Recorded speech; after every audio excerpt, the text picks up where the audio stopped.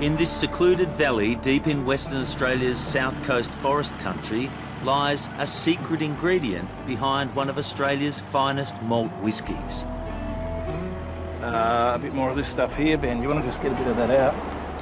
It's black gold for distillers Cameron Syme and Ben Kagi, who credit the unique flavours of the peat with helping them produce Australia's champion single malt for the past 2 years.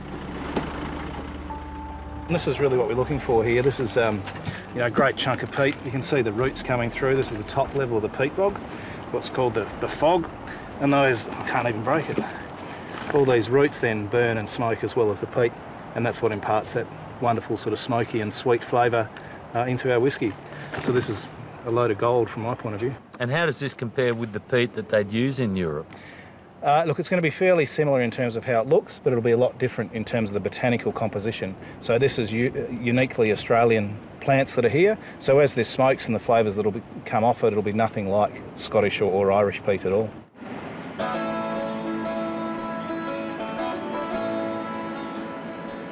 At the Great Southern Distillery in Albany, the emphasis is on keeping things local.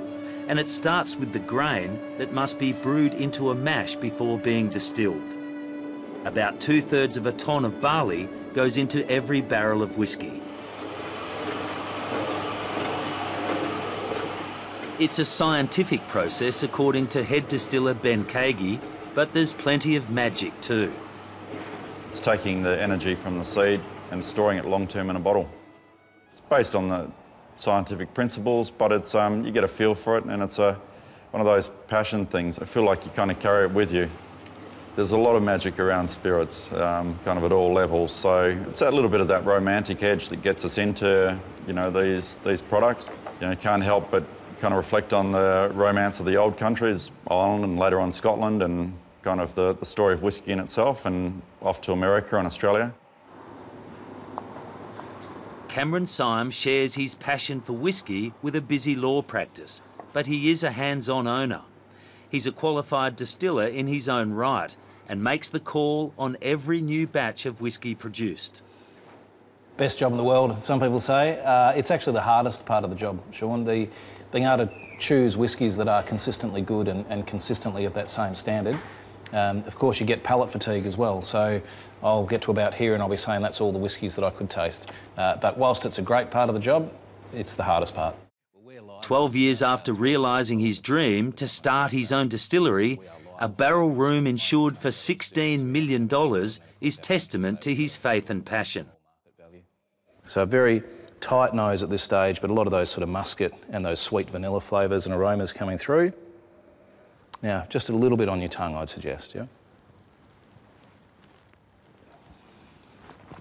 Very sweet, thick, luscious, creamy, and for 61% alcohol, that's incredibly smooth. Like wine, can you taste the region in the final product? Oh, absolutely. I'd say that the terroir of the whisky is significant, not just from where the fields where the grain's grown, from the location where we source our peat, but even here where we mature our whisky on the very edge of Princess Royal Harbour, we pick up some sort of saltiness to it.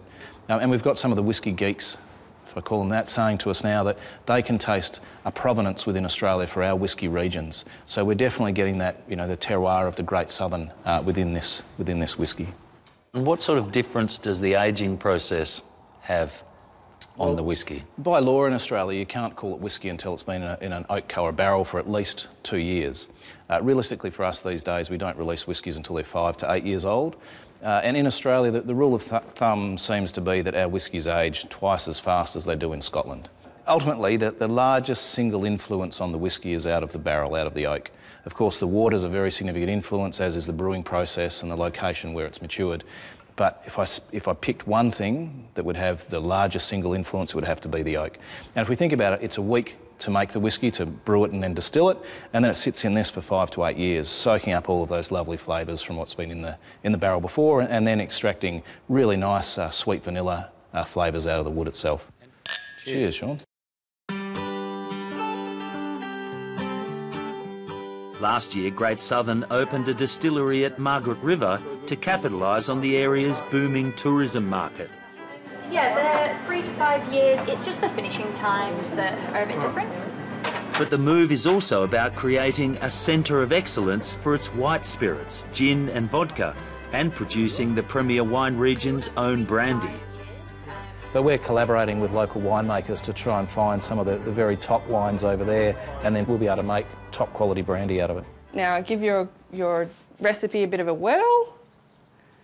Yep. So, and then you want to slowly pour that in the top. So the Margaret River Distillery also has a giniversity, where tourists can create their own botanical recipe for their own small batch of gin. It's all about experimenting, it's all about having fun and making your own product and taking it home and sharing it with family. It's quite hands-on. Everyone gets to pick their own botanicals, make their own recipe and distill the product. And there's a lot of tasting involved, but at the end of the day we get a beautiful recipe and they're all quite unique. You're all congratulated. Well done, you've all made a gin. There are plenty of laughs and there's plenty of tasting as the graduates sample their creations. So how do you rate your own gin? Perfect. Perfect. How do you find it? Kind of sweet. This one not as good as mine.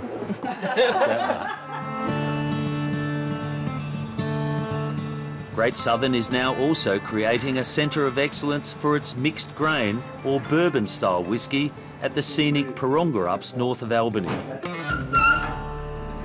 So this is a frilly Italian-made still. It's a 1,000-litre still. This is a bit different. It's a steam-jacketed, steam-injected still, and this is really made specifically for doing bourbon.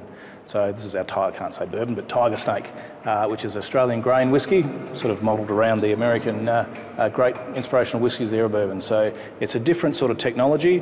This is really probably about 100 years old, so it's a few centuries newer than the stills that we've got in Albany.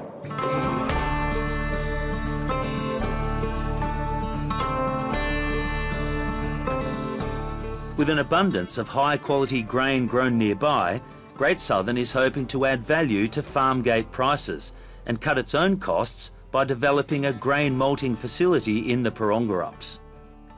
It's about 4 times as expensive after the malting process. So we'd like to then start to work in collaboration with farmers where we know that we can get paddock to bottle provenance and we can really provide more value back to them. So it goes from, say, $350 a tonne farm gate to between $1,100 to $3,000 a tonne after it's malted. So if we can do that within the Perongarups, we're going to offer those farmers, I guess, you know, some added value for them. Plus we're also then going to be providing another export commodity out of the region.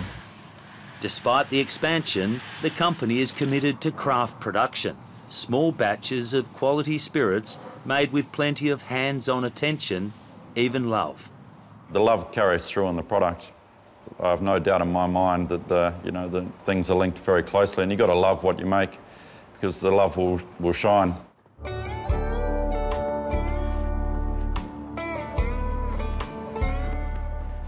Ben Kagi says it's a recipe for success, now keenly embraced by his apprentices Ian Jasper and John Wallace.